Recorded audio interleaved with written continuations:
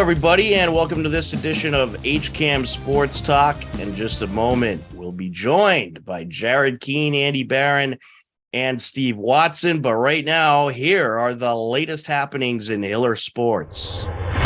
On Tuesday, January 10th, Hiller girls basketball hosted Dover Sherborne. The wing, driving in, and a nice feed there to Scalabrini. Slow it down a little bit now, try to take it in, feeds it across, a nice look, no good on the shot. Rebound Hills, punches it off the window and in. Anna Scary dropped 18 points for Dover Sherborne. Erica Hillis added 15 points as the Blue Raiders cruised to a 50-29 win. On Wednesday, January 11th, Hiller Wrestling hosted Norwood.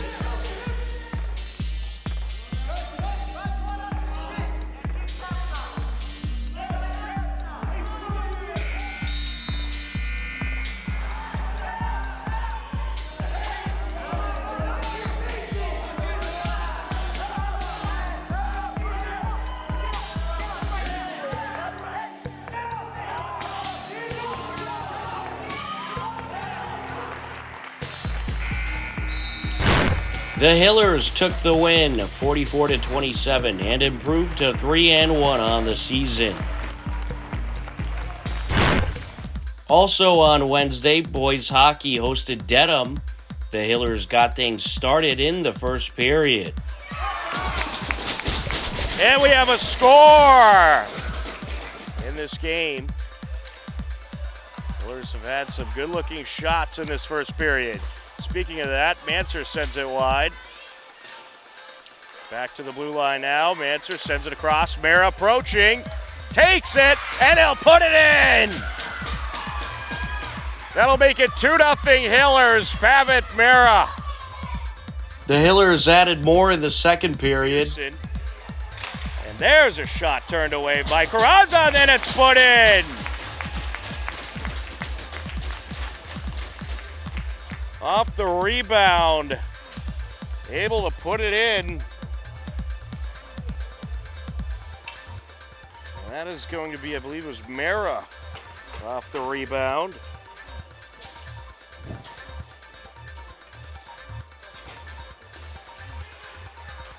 Mara sends it across. Manser looking to center it. Zoltarov. Feeds it over to Manser.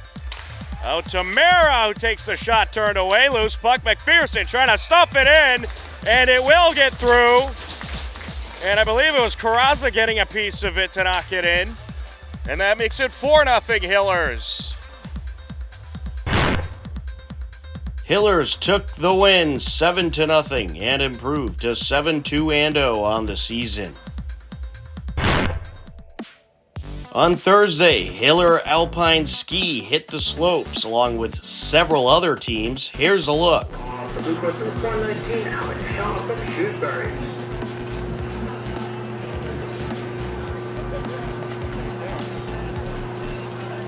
Time for group number 414, Taylor Crystal, 32.39 on the course for 740. Adelaide Hannah from Washington. Time for number 1119, 24.33 on the course for 915, Jack Thorne from Algonquin. Time for number 914, Delgadeo, 25.46 on the course for 514, Evan Darby from Western. You can view the whole ski meet at our YouTube page, youtube.com/HCAMTV. Hiller girls hockey hosted Leominster on Friday, January 13th. It was a 1-0 Leominster lead heading into the second period. Run, all kinds of traffic, and it's popped in. Well, too much pressure for Hopkinton Dover Sherborne to handle. Good job by Leominster. Down in the high slot, sent wide. It looks like Cholera trying to cover it up here. And was that put in? Cholera may have lost the puck, and then it looks like Simkowitz able to put it in. As we hit 6.5 minutes left to go in the second period. There's a wrister. And loose puck, backhander, it's put in. Amanda Allen makes it 4-0 Leominster. And she goes to Alyssa Allen. You got Amanda and Alyssa. To the slot, shot, put in. What a good look Carly Ewa had. Leominster tallied 4 goals in the second period and would take the game 6-1. Hopkinton falls to 2-5-1 on the season. Also on Friday, Hiller Boys basketball hosted Dedham. Wally Henneberry and Steve Spector on the call. There it is. Right there. Oh, there nice. He's got Pantera in the corner. Well, he seemed a little hesitant to put that one up again. Three-pointer for Tommy Chatton right there. That's a momentum swing right there. Just misses over the rebound. Oh, that's great. Nice play. So Anthony that's DeLuca. And that's Will Fitzgerald for 2. And he got left alone underneath. Oh. And a three-pointer for Tommy Chatton. The game was tied at 28 apiece after the first half. Put it in. And here's Ionelli getting in a little bit of trouble there. Gets it around to Tommy Chatton. Puts it over to Cole Beast. Eisenroth for 3. Sweet. And that's Tommy Chatton with the rebound. He's going to bring it up himself. Oh, nice fake pass. And he takes up for 3. That's another three-pointer for Tommy Chatton. He's got 18 points tonight. They got a 5-point lead. There it There's is. another turnover, and here Give it to comes him. Jack Ionelli up to Tommy Chatton. Whoa! Showtime. Tommy Chatton throws down the two-handed jam. Division's going to put the ball in. And he gets it to Chatton in the corner, who puts up a 3, and he's got another one. Oh, man, he's smoking tonight. Yeah, that's 23 points for Tommy. By Dedham. They get the ball out. And there's a three-pointer. That's one way to bring the net down. And that's by Dedesian. 3 points for him. Biggest lead of the day, tonight. Yeah, very good defense there. Now let's see what the Hillers here can do on D. They get the ball into Kumchik's hands. Oh, there's a three-pointer for Joey Mansauer. Wow. Easy, there's a foul. Now there's Zach Hyman's got it. He takes it up for a layup, and he hits it. Great layup by Zach Hyman. The Hillers hung on and took the game 63-60. The Hillers improved to 5-4 on the season. Hello, everybody, and welcome into this segment of HCAM Sports Talk. With me on the show, we have Andy Barron from MyFM 101.3. We have Jared Keene, HCAM contributor, and we have Steve Watson, the voice of the Milford Scarlet Hawks and Nipmuc Warriors. Guys, how are you? Tom, how are you? Oh, I'm fantastic. It's Monday and some great games over the weekend. Well, it's Monday. It's snowing. I'm as good as you can get. We'll put it that way. It's miserable out there. All right. So we had 4 exciting games this past weekend, and we added some fun stuff to our picks. We also picked the spread. We picked the over-under, and had some interesting results. I totally failed miserably on picking the over-under, which cost me dearly. I got a couple of the spreads right. Steve and Jared had a good week. Steve had a great week picking. He pretty much predicted everything except, what did you get wrong? Oh, you got the Giants game wrong. The spread. And you got the Chiefs spread wrong. But other than that, you did good. And he's right in the mix. So let's take a look at the standings as we start today off. Jared still in first, 190 points overall. This is out of a possible 290, by the way, for those of you curious. Steve Watson, only 1 point in second place, 189, right in the mix. I'm still hanging around, I guess, at 184. Andy, welcome back to the party. He has 183. He had a really good week as those spread picks and the over-under picks really helped him out. I think he only got one wrong. Yeah, my pick of the week went up in flames. Picking the Giants. Yeah, maybe I should have given you like -5 for that since it was your pick of the week. And was Mike bad. is proudly in last place with 174 points. Pretty much out of the picture at this point. Sorry, Mike. But in any case, 2 games coming up. We'll pick those later. But first, let's talk about these 4 games that we just had. It was some good football overall. Jacksonville at Kansas City. What a game that was. I have to be honest. I was actually covering the TVL swimming and diving showcase, which you could view on the HCAM YouTube, by the way. So I was unable to watch this game. I did see some of the highlights. But it was a good close game, as I think we all kind of expected, although I was the only one to pick the Jacksonville spread. That's about all I got right last weekend. But Kansas City ended up hanging on to win. Pat Mahomes, with a bummed ankle and everything, able to finish the game. But Jacksonville, they kept it close. Unfortunately for Trevor Lawrence's first career loss ever on a Saturday. So let's get some thoughts from this game. Andy, what were your thoughts on Jacksonville, Kansas City? Well, my thoughts were Jacksonville's not that far away. They just made critical mistakes at certain parts of the game, but they roughed up Patrick Mahomes, and they had chances to win this game. Now, the Chiefs are still a really good team. 5 straight AFC championship games is an incredible accomplishment, no doubt about it. But I don't think they're as good as they were last year. I still think they're lacking a few things. And I don't know. I mean, maybe it's just me, but I thought the Jaguars had some chances, and they couldn't quite get it done. But Trevor Lawrence and that team, they're going to be sticking around for a while. I don't think they're going anywhere. Doug Peterson knows what he's doing. He clearly, a couple more plays here or there, and they win that game. So they're going to be right there for sure. Well, let me ask you this. How much do you think the sprained ankle affected Mahomes? It seemed to affect him quite a bit. Could barely even walk. And I think this is the other problem the Chiefs have. They depend way too much on this guy. He's not going to survive if he keeps playing like this, okay? He's really not that big of a guy either. And I think the injuries are piling up on him, and it's just becoming too much. And it's really Travis Kelce. Who else? I know they have some decent receivers, but the loss of Tyreek Hill is big. And I just don't know. I think they're becoming a little bit easily predictable.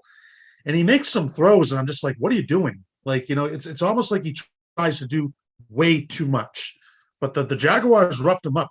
You've got to give them credit. Absolutely.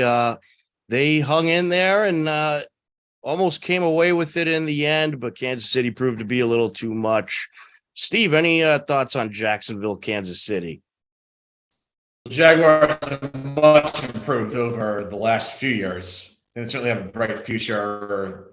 Can they string a couple of good years together? That's what I'd like to see. Can they, build on this? It's a good division to do it. The rest of that division is not in very good shape right now. So as for Kansas City, they struggle to put teams away. That's why Jacksonville was able to hang around in that game. The Chiefs, they're good. They're not like 2018 or 19, though, where they can just score it well. I don't think they're really dominant by any stretch. That could wind up costing them either this week or if they get Super Bowl, maybe it'll cost them there. But we'll get to that later. But overall, I thought that was one of the better games of the weekend. Jacksonville, exactly what I thought. They hung in there, but it just wasn't quite good enough. Absolutely. Jared, what about you? Any thoughts on Jacksonville, Kansas City? And do you think this Jacksonville team's for real? Nothing that's already been said. Andy's been on the Jags bandwagon for a while. I think he probably knows what's going on with this team right now. And the Jags played tough, but again, it wasn't quite enough. But as Andy said, they are built for, success in years to come. They have a really good young quarterback. They have a really good young running back. They got guys to throw to. Yeah. That's all I got. All right, that's fine. Short and simple. That's the way we like it sometimes. Giants and Philly. Oh boy, the Giants just totally fell apart. What a mess they were. Philly absolutely dominated. A 38-7 win. The Giants just really had nothing going in this game, and I think the Giants proved that they were frauds and they were lucky to be here. and that maybe their schedule wasn't as tough as we gave them credit for. But they were, I mean, I guess you got to give them credit for that win they got against Minnesota to start off. But man, Philly just totally crushed the Giants, and they had nothing going for them. Let's start off with Jared for this one. Jared, what were your thoughts about the Giants and Philly? Thank you for starting with me. I was not on the Giants bandwagon at all. I'm pretty proud of that right now, considering the Eagles just went to town. What are the Giants doing, honestly? Their offense was atrocious, and the Eagles did whatever they wanted. I mean, Jalen Hurts came in, did whatever he wanted. This Giants team, again, as you said, Tom, frauds. Nope, not at all. So, yeah, I mean, Eagles, Giants, nope, not today. I have to agree. The Giants just had absolutely nothing going, but I think it also says a little bit about the Eagles too. The facts are this was a playoff game. They dominated in a playoff game in a very impressive fashion. So I think you have to give Philly some big credit in this game, and it shows what they're capable of in these playoff games. And the Giants, record-wise, they're a decent team. Record-wise, they had enough wins to be in the playoffs this year. So you beat a playoff caliber team, and you absolutely dominated the game and had your way with them. So I think Philly, they are feeling pretty good going into this game with San Francisco, which of course we'll talk about that more later. But Steve, what were some of your thoughts about this Giants-Philly disaster? Giants disaster, I guess. Disaster is the right word. That game was dreadful to watch, by the way. I thought for sure the Giants would hang in there. It's a divisional matchup, third time they play each other in about a month. Wow, was I wrong about that? Giants, complete frauds. As a lot of us thought all year. This is why they got no respect. Seriously, you beat the Vikings in Minnesota, and then you come up with that. That's a joke. And this is not a trend for the Giants. This is a one-off good year. I don't see them being a contender next year. I'm not sold. And I think you've had Daniel Jones for 4 years now, 3 terrible years, 1 good year. String together a few good years, pal, and maybe we'll buy it. Reach. Not at all. Right back to where they started from. There you have it. Watson's not sold, Giants fans. And as for Philly, nothing else I can say. They're really good. That's all there is to it. Yes, they are. Andy, your pick of the week. Giants beating Philly. How'd that go for you? You must be really impressed with what you. I've lost one game. I've done great this year. I just didn't do great this week. No, Giants. The stage was too big. Philadelphia was a far superior team. I think Steve said it great. I mean, Daniel Jones. What is he your future or not? Doesn't really seem like it is. They don't really have a game-changing player. I mean, Saquon Barkley's good, but he's a running back. They don't have, Darius Slayton's okay, but they really don't have that game-changing player. And that was evident. This game was over at halftime. They were just completely overmatched. And Philadelphia's a really good team. I have my doubts about them. I still do a little bit, but they proved they are the better team, no doubt about it. But still a pretty good year for the Giants. They got to the divisional round. They went a lot. They were 7-1 at one point. Some people were thinking they were going to go to the Super Bowl, which I thought was a little too extreme, but still not a terrible year. I think Brian Daboll is a pretty good coach, but they need some work. There's no doubt about it. Yeah, when they were 7-1, though, their schedule during that stretch very soft. That Seattle loss really hurt them. I think they got a little exposed in that game, and I could see on film. And they definitely got exposed Saturday night. There's no doubt about it. I fell asleep at halftime, so that shows you what I thought. You didn't miss anything. You really didn't miss anything. Right, all I needed was that the Giants should just score that garbage time touchdown for the over. Of course, they couldn't do it. Thanks a lot, Giants. Garbage. Absolute garbage. Awful. Anyways, that game, Philly dominated, and they are miles above where the Giants are, and they're looking like they might be the dominant team in that division for quite a while. Jalen Hurts, just really impressive. Yep.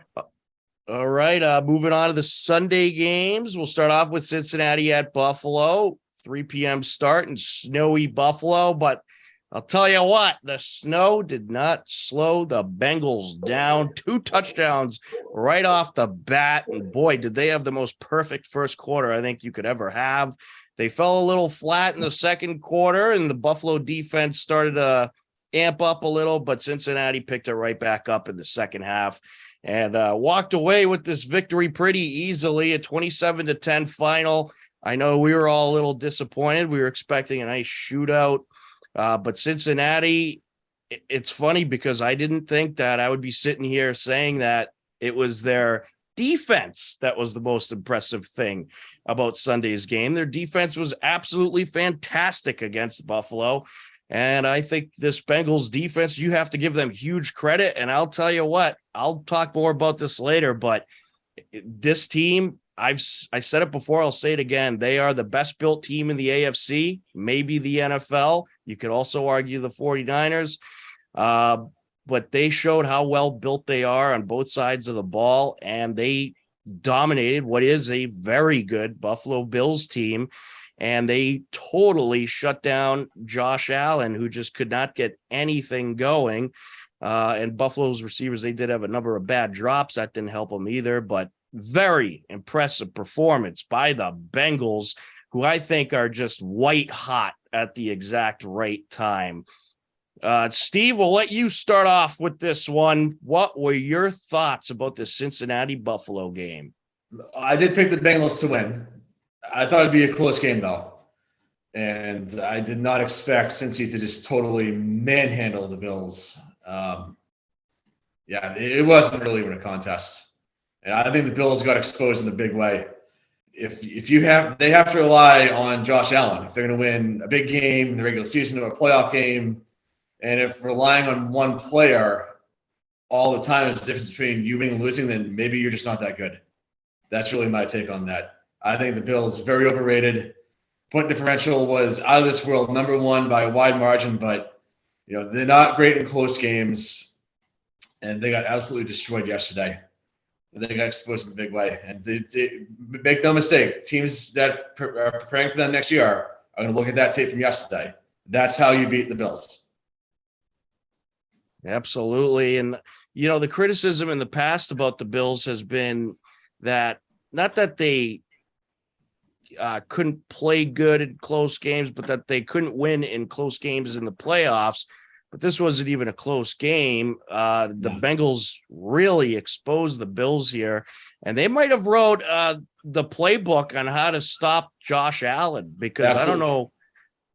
Huh? Yeah, you look at last year in the Pats-Bills playoff game, Josh Allen just ran all over the Patriots. And, I think teams have maybe caught on. If you can limit him and really limit his movement, then the Bills, they don't have a lot of answers, as you saw. Yeah, absolutely. And that's certainly what they did. And it was really just covering up his targets too, and not allowing the edges to be exposed, and shut down anything Josh Allen wanted to do running wise or passing wise, really. Jared, what were some of your thoughts about this Cincinnati Buffalo game?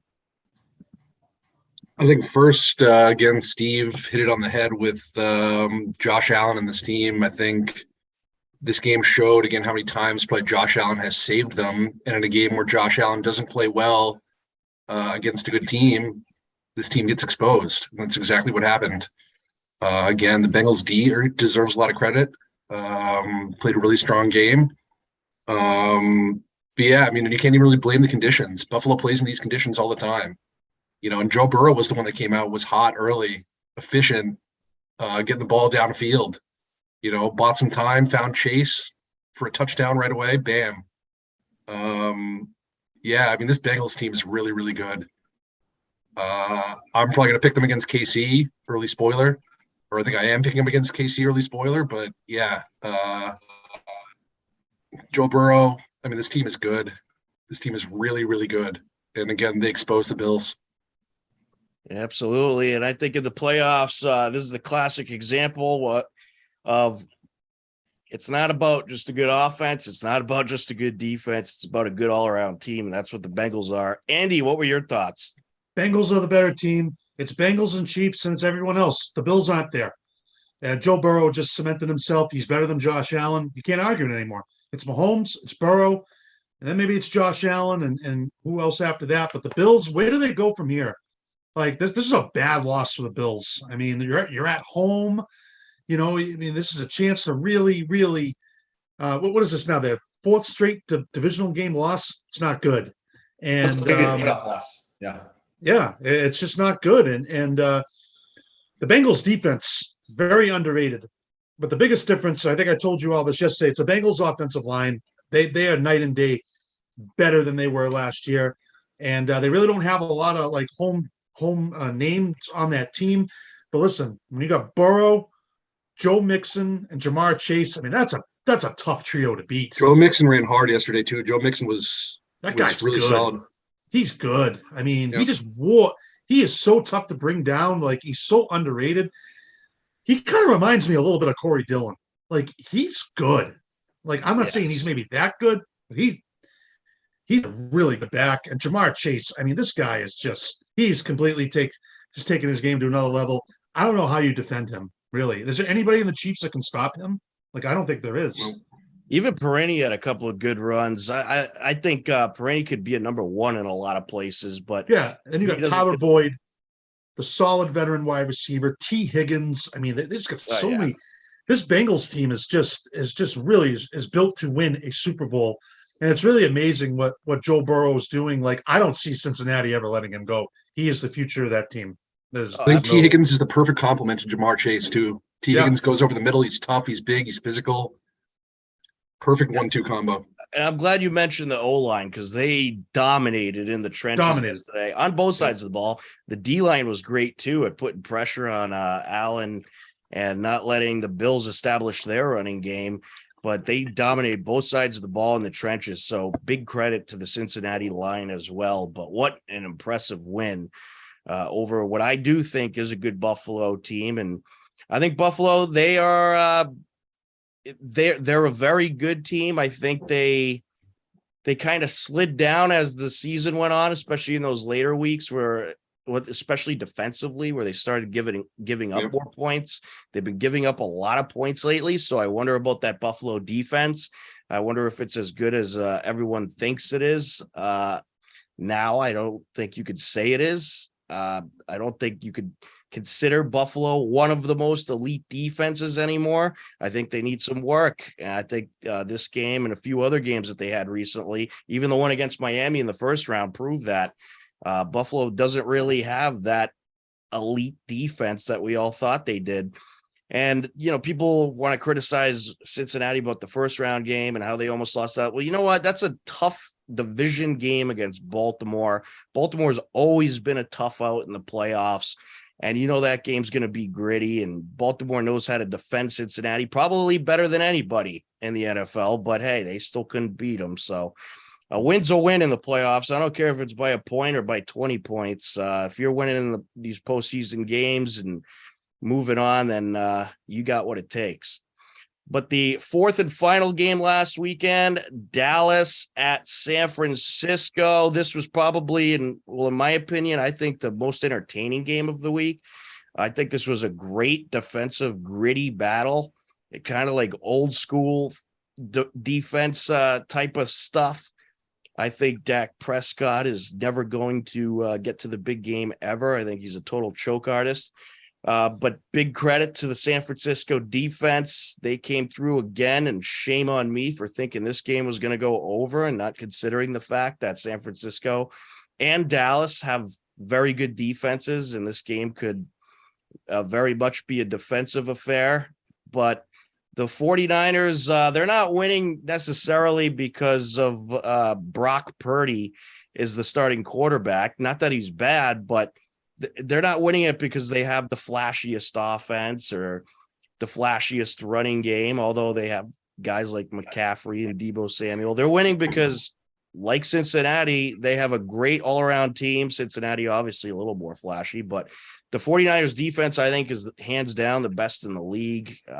Their offensive line is tremendous. Their defensive line, they just have all the pieces. And I think you could put just about any quarterback into this 49ers offense and they would have success because they just have it all. They have everything you need. Impressive win by the 49ers. Good defensive battle. Fun game to watch. Andy, what were your thoughts? Dallas, San Francisco. Defensive battle, both sides. Dallas's defense is very good. They're no joke, but it's the quarterback. It's Dak Prescott. He just can't get it done. He can't get the team over the hump. Because Dallas is talented enough. Let's not kid ourselves there. But the 49ers defense is really good. I mean, they got with Nick Bosa, Fred Warner. These guys are legit. I mean, it's just going to be tough for someone to beat this team. And just Deebo Samuel, George Kittle, Christian McCaffrey. They're just loaded on both sides of the ball. But give Dallas's defense credit. They hung them in there, but they just didn't have enough to get over the hump. And Brock Purdy, hey, you gotta give him credit. He's got this team in the NFC Championship game. It's really remarkable if you think about it. I mean, I don't know if Trey Lance or Jimmy Garoppolo get them there. Really ask yourselves that. I don't know if they do. Garoppolo's gotten him to a Super Bowl, so I think Purdy's better. I think he's better. I think he's tough. Listen, if you're the 49ers, you're in a win-win situation here. If he takes his team to the Super Bowl, he's not going anywhere. I think he's the guy. I think even if Garoppolo is, there's rumors that he might actually be active for. He's not playing going forward. No You better not bet Brock Purdy and start Jimmy. No. After what he's done, what's he got? 6-1 in 7 games, it's remarkable, like that. I mean, that's unbelievable. This is Brock Purdy's team now. He got them here. You let Purdy run the show. Jimmy G it'd be great to have Jimmy G as a backup in case, God forbid, anything happens to Purdy. Absolutely. And you could probably use a backup right now because I don't even know who you have left on your bench. But this is Brock Purdy's show. He has earned the right to lead this team as far as they will go with how far he's already gotten them. But yes, he is impressive, and I think he very well may be the guy. And if San Francisco goes to the Super Bowl, or if they, let's say, win the Super Bowl, how could you get rid of Brock Purdy? How could he not be your starter next year? I think it would be crazy to make a change. And the 49ers are still going to be made to win. They're not really going to be going anywhere. The defense is too good. They got too many good players on the team. But what an impressive story, really. There's nothing more you can say. Absolutely. Jared, what were your thoughts, Dallas, San Francisco? Well, first off, I think if Jimmy Garoppolo is active this weekend and plays or something ridiculous like that, that's on par with Carson Wentz playing that really important game for the Commanders a few weeks back, replacing Heineke, who was winning games. Anyway, San Fran, that defense is tremendous. But yeah, Brock Purdy deserves to start. Absolutely deserves to start. Plays with confidence, leads the team, throws with confidence. Makes the throws over the middle, makes the throws downfield on the out routes, everything. Just really impressive. San Fran's D, you can't say enough. They're just weapons all around. Yeah, I think San Fran Philly is going to be an elite game. Absolutely ridiculous. I'm extremely excited for that, and that's going to be a tough game to pick. But yeah, San Fran, Dallas deserves credit. But Dak Prescott clearly is not the guy. I was even saying in the group chat last night, Cooper Rush went what, 5-1? And Mike McCarthy is not going to get it done. That guy stinks. What was that final play call too? You got Ezekiel Elliott lined up as the only offensive lineman, and then he makes some crap 10-yard pass. Give me a break. There was memes comparing it to the Patriots Colts, the game when when the Colts did that. They lined up. I don't even know. I can't even explain it, but they lined up 2 guys away from everybody and actually snapped it.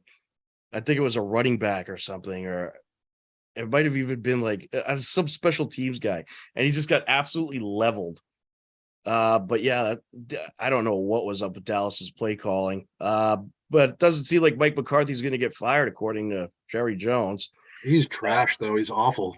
Too many more years like that, he probably will, but he's on a big contract right now, isn't he? So I think that's part of the reason. Steve, any Dallas, San Francisco thoughts? Good. They look real deal. You said it, Rocky. I think will be the guy. Jimmy here going to be a good time. It doesn't matter how it goes. Purdy's in there. He'll be the guy.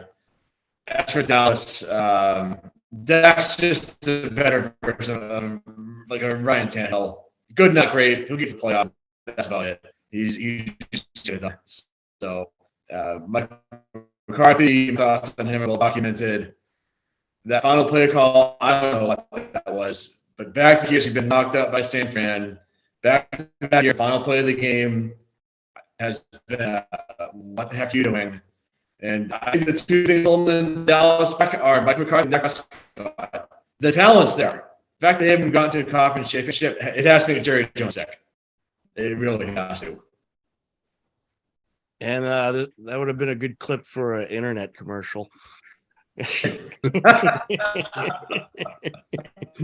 couldn't resist. I'm sorry. Dallas won their first road playoff game in 30 years last week. That is ridiculous. Like how this team, who won 3 out of 4 Super Bowls, has just been really irrelevant for so long. Do you know what I saw? There's been I didn't hear what you said, but anyways, there's been 26 of the NFL teams that have been in a conference championship since the last time Dallas has. How is that possible? The team is worth what I saw they're worth like almost $7 billion. And this is what you have to show? You can't even score more than 12 points? Hey, can we please stop calling them America's team? No. I mean, they're not. They're just not. Oh, I love the 49ers. Say that again. The ratings say that they are American. That's true. They do get the ratings. They get all the prime time. games. The rest of the stuff's not through the roof. Right. I think it was Kittle said he tweeted something and it said America's team got the job done after the Dallas game, which is pretty epic. All right, love Kittle. That guy is just awesome. What a player. What a human. That guy's just amazing. Those two teams don't like each other. Those teams do not like each other. No, they don't. I mean, no. Tremendous personality. Love Kittle. Great player. All right, moving on. Conference championships coming up, and we're going to do some picks. We got the 49ers, the second seeded 49ers, taking on the first seeded Philadelphia Eagles and the city of brotherly love. 3 p.m. on Sunday. Should be a great battle. We're going to pick the winner. We're going to pick the spread. We're going to pick the over-under. I think this is going to be an absolutely crazy game. I think it's going to be a very close game. This could go either way. Philly is definitely capable of winning this, but so is the 49ers. But I said since the beginning of the playoffs that if Tom Brady didn't have some miracle, it was going to be 49ers and the Bengals. So I am sticking with that for my Super Bowl prediction. Spoiler alert. I'm going 49ers for the win. The spread, Philly is favored by 2.5. So obviously I'm going 49ers for the spread. Over under 45.5. Well, I went all overs last week. That didn't help me, but you know what? This game could go either way, but I think it's going to go over. I think the final is going to be San Francisco 26, Philadelphia 24. I think there's going to be some crazy finish, maybe even a 2-point conversion thrown in there. There's going to be some crazy stuff that happens in this game, and this is a game that's going to go down to the very last possible second. I think it's going to be a fun one. Jared, what are your thoughts? NFC Championship, 49ers, Philly. Who do you got? I am extremely excited for this game. I'm 10 times more excited for this game than the AFC game. What a battle this is going to be. Two just tremendous defenses, two tremendous teams. Just going to be immense. This is a really tough game to pick, honestly. I'm going back and forth in my head right now as I talk. Do we need to go to Andy? No, I'm going to go out on a limb. Or it's weird going out on a limb here because I don't think it's going out on a limb, but I'm actually going to go with the Eagles. I'm going to take the under, and give me Eagles like 21-17. I like it. All right. Eagles. I don't know. I mean, I don't know if it's too 17. far-fetched. I mean, SF is really, really good. I don't know. I just got something weird feeling Philly's going to do something crazy here and pull it off. It's very possible. All right, Steve, who do you got? 49ers, Philly, before your internet cuts out again. Yeah. San Fran 23-20. I think it'll be a good game. I just think San Fran's defense just looks unstoppable. So I think that they will pull it out. Should be a dandy. All right. Another close one. I could see any of these scores happening so far. Let's see if Andy will continue that trend. Andy, who do you got? Taking the 49ers, just like what Steve said, their defense is just top notch. And Philadelphia's a great team. No, but they had it way too easy last week. And they are not going to have a layup this week. No chance. This 49ers team, I think, just has a complete package. And one thing I think you got to keep an eye on here too is coaching. I am not a fan of Kyle Shanahan. I've made it clear. But this guy in Philly, I'm still got my question marks about him. I don't know. He seems like too much of a rah-rah guy for me, kind of like a Pete Carroll type. And I don't know if that's going to come back and bite Philadelphia. But Kyle Shanahan does have the experience in these big situations. You do have to give him that. And I think they just get enough to get it done. I am going to say 24-21 San Francisco. All right. I like it.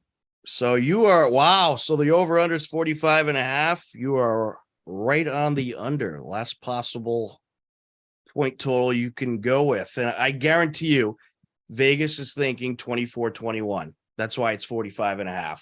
They are thinking your score, and it probably will be because they're right most of the time. And I'll probably regret not going with your score because I actually thought about that very same score and was very close to going with it.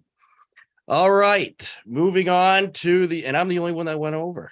Wow. So that's either going to make or break me. AFC Championship, 6 p.m. And for the record, I'm very excited for both games. I can't wait to watch football Sunday. I told everybody that I have responsibilities for that I am not available Sunday. Do not even try to reach me or nope. Sunday is football day. I am going to be glued to every second of football action this coming Sunday. All right. Third seeded Cincinnati at the first seeded Chiefs. I mean, Pat Mahomes sprained ankle. He's going to be limping around. He's not even 100%. I can't go against this Bengals team. I think they're going to take it. Chiefs will keep it close because they are, let's face it, just a good caliber playoff team. Mahomes is a very good caliber playoff quarterback. I don't know how injured that ankle is because high ankle sprains could be a real pain. So if it's very injured, he might not even finish the game. That could be disastrous for the Chiefs. But if he's healthy for the most part, which I'm sure they're going to do everything to make sure he is, it'll probably be somewhat close.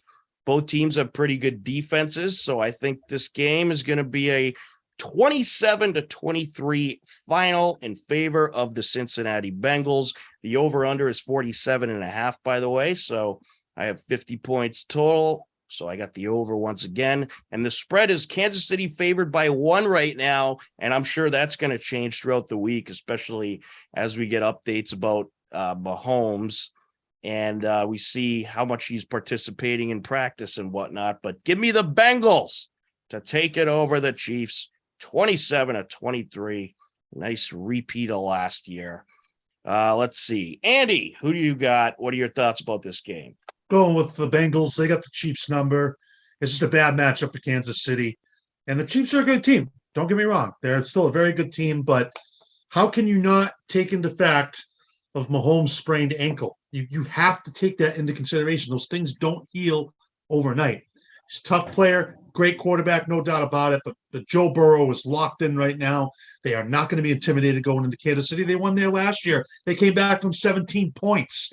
How do you blow a 17-point lead on your home field? That says it all right there. 31-24, Cincinnati.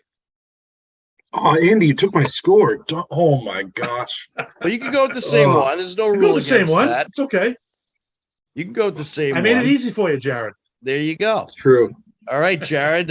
Since you spoke, do you want to think of a new score? Do you want me to go to Steve first? No, I'm going 30-24. But yeah, Bengals. Go Bengals. Any thoughts? I think this is actually a game where Joe Mixon could have a really good game. They might think Burrow's going to come out and do some things, and Burrow could definitely come out and sling it. I mean, the guy is just a tremendous QB.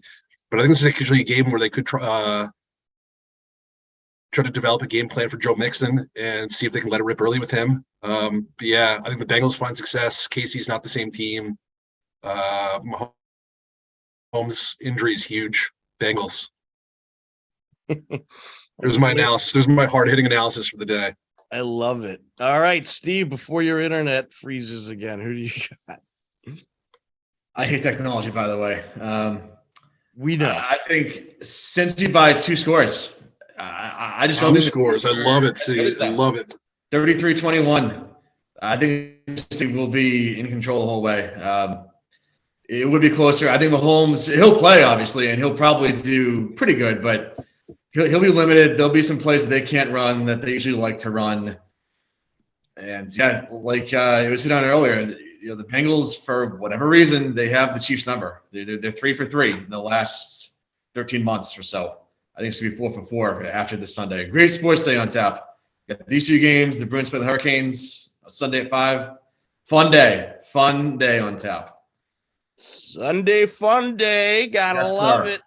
It's gonna be epic. I can't wait. Actually, Tom, give me 30-21, not 30-24. Give me 30-21. 30-21. All right. Copying Steve's Kansas City score. He said 33-21. Great. No, I said Kansas City score. You copy his score. Oh. I'm just kidding. All right. Well, there it is. 2 conference championship games and a Super Bowl left. Can you believe it? Boy, oh boy, how the season just flies. And how this show just flies. We are out of time, folks, but we do have time for final thoughts. And let's start off with Andy. Andy, any final thoughts? IFM, the Sports Buzz. I don't know if you saw this. We were out at the Red Sox winter weekend out at the Mass Mutual Center in Springfield this past weekend. John and myself went there. We had a great time, great broadcast. We broadcasted live on the concourse, so we got a chance to see some of the they were honoring the 2013 World Series championship. It was their 10th year anniversary. They were doing that. David Ortiz was there. Will Middlebrooks. I think Mike Napoli was. Just some Did some you names. talk to Big Poppy? We did not get a chance to know, but we did see him, and it was a good attended crowd. Lots going on there. We had a great time taking the Sports Buzz out there. Don't forget, 9 to 11 every Saturday morning on my FM 101.3. We'll have another great show lined up for you this weekend. Absolutely. Great show. They get a lot of local coaches, local athletes on. One of the only shows around that does high school coverage. So tremendous job over there at the Sports Buzz. Steve, any final thoughts by you? Great time to be Boston sports. We're going to get the Bruins on fire. Celtics are doing fantastic as well. Big couple weeks of coming for the Patriots, seeing what they do, what moves they make, all that stuff. It's going to be interesting one way or another. Some people will probably love what they do. Some people probably won't, but hey, we'll see what happens. You got Super Bowl upcoming, so it helps to get us all through these dreary winter days out here like we're having today. What's great about Steve's internet problems is we get to hear him in auto-tune sometimes. Technology is not your friend, folks. It's not. Yeah, it's snowy and rainy out there. We're recording on a snowy, rainy Monday, so it's going to happen. Jared, any final thoughts? Yeah, just piggybacking on Steve on the Bruins. The Bruins are ridiculous. What can you say about the Bruins? They're 37-5-4, 5-game win streak. Absolutely house San Jose. Play the Habs next. Bruins are ridiculous. Pasternak playing well. Everybody playing well. McAvoy scored a ridiculous goal the other night, or was that last night?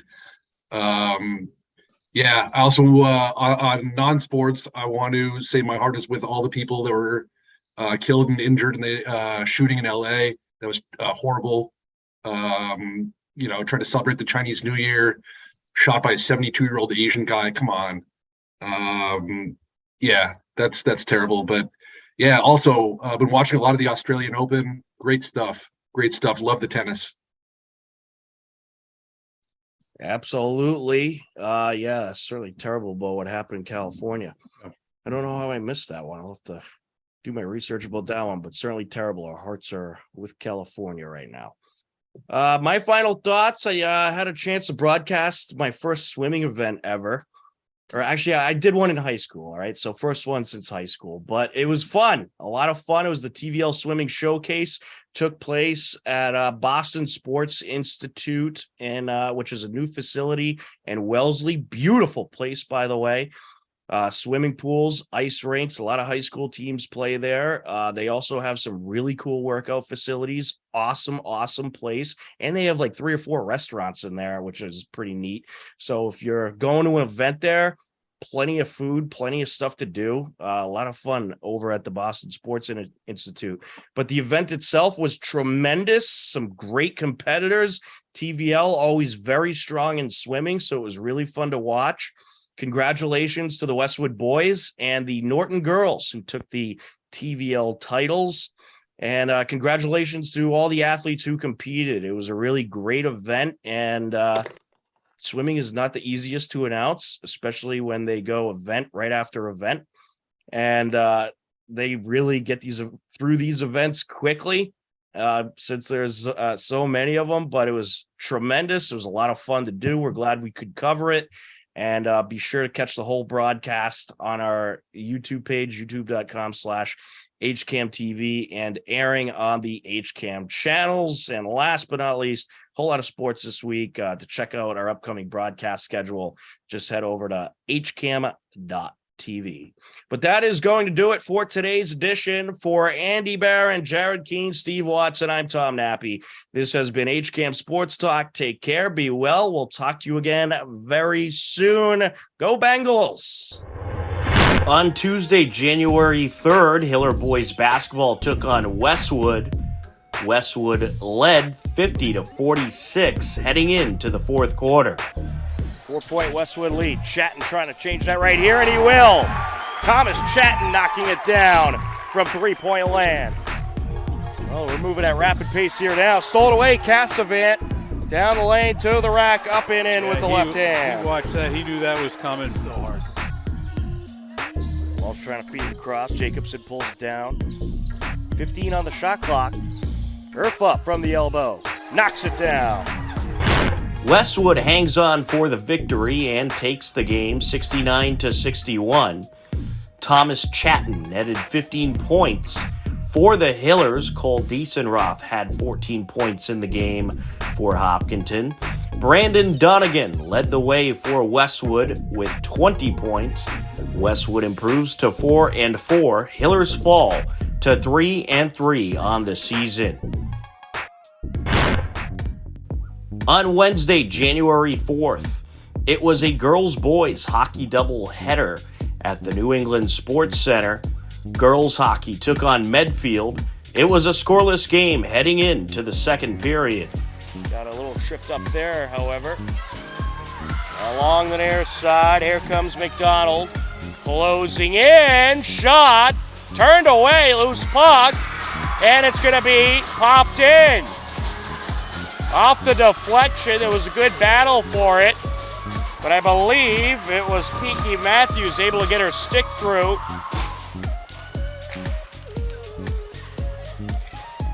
Dolan, that shot turned away. Secondary shot put in, and it's a Medfield goal. Medfield netted 2 goals in the period and ended up taking the game 3-0. Following the girls' game, boys hockey hosted Westwood and got things going in the first period. Good pressure by both sides. Racing in, Ian Tosca sends it wide. And out in front, and it is going to be put in by Title.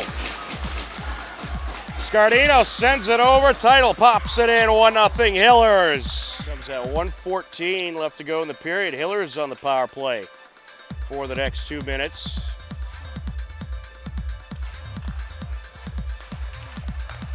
Big opportunity here for the Hillers to start to take charge. Morse, Mara, shot, and that was popped in. Mara sent it screaming towards the net, and it ended up in the top left corner. What a beauty of a shot by Mara. 2 goals in the first period. It remained a 2-0 Hiller lead heading into the third. And it's just going to flutter there. And now, backhander, and it's in! The finisher, Joe Scardino.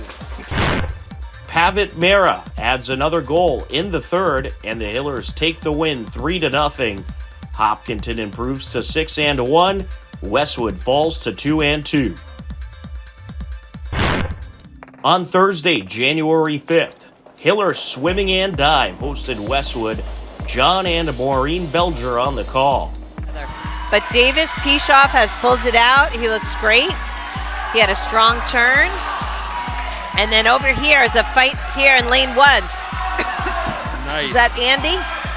Andy Lee, lane 1. I think. I don't know how that went. Here. Then the Westwood swimmer in lane 4. I wonder Anna how her is time is. I should have timed it. Yeah. This is it. Very nice. Well, you know, before I was speaking about something else, but I think she got a nice time there. Westwood ends up taking the boys' meet 93-75. Westwood also took the girls' meet 94-85. On Friday, January 6th, Hiller girls basketball hosted Medfield. Oh, nice block. Great block there by Sadie Cumming. Lexi Bruce was attempting the shot. Up for 3. Count it. Sadie Cumming hits the block and the 3. We'll see if the Hillers can pick up with their shooting a little bit from the field. They struggled a bit in the first half. Up for 3 and good is Kitteridge. Medfield ended up taking the game 69-27. Freshman Tegan Restaghini had 11 points for the Hillers, while Izzy Kitteridge dropped 4 threes and tied with Kate Olnick for a team-leading 12 points for the victorious Medfield Warriors.